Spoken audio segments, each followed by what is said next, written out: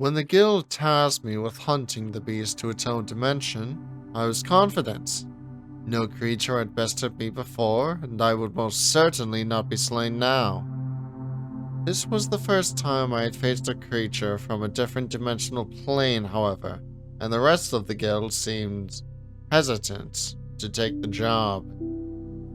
Thinking back now, I understand why.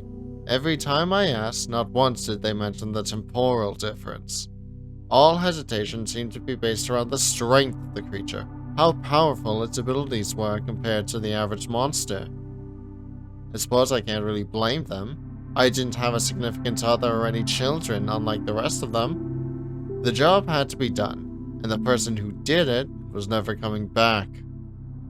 I just wish they actually told me, at least as I was entering. Maybe then I wouldn't have this pit in my stomach, this lingering dread that they simply wanted me gone.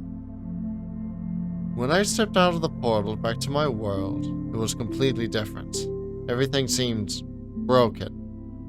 The portal was overgrown. Some small animals were startled when I left the building. I looked around, trying to find the path that led back to town, but I couldn't see over all the plants that had grown up. I closed my eyes, thinking back to what was only a few days ago to me. When I opened them, I began moving towards where I remembered the town was. While I wasn't an amateur to traversing wilderness, this growth was difficult to pass through.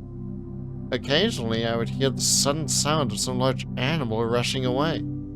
I was slightly confused. There was no reason for them to be letting me get so close. When I saw the ruins of buildings, I was even more confused. How long had they been away? What kind of disaster could cause such damage with no attempts to rebuild? Looking at the damage, it appeared to be the result of a simple lack of maintenance. As I pushed my way through the overgrown ruins, I kept noticing the same damage patterns on every building. This wasn't an attack, it was just an exodus. As I sat in a tree stump near the center of the town, the sense of being alone began to set in. I closed my eyes and began to think.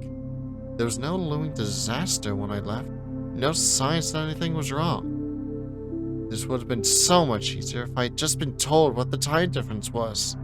Had it been months? Years? Decades? It hadn't have been that long if the structures hadn't completely collapsed and were still recognizable, but at the same time, there's no sign at all that anyone was still here. I'll figure this out eventually. All I have to worry about right now is how I'm going to survive the next few days. Hopefully someone is out here, and I won't have to wait long.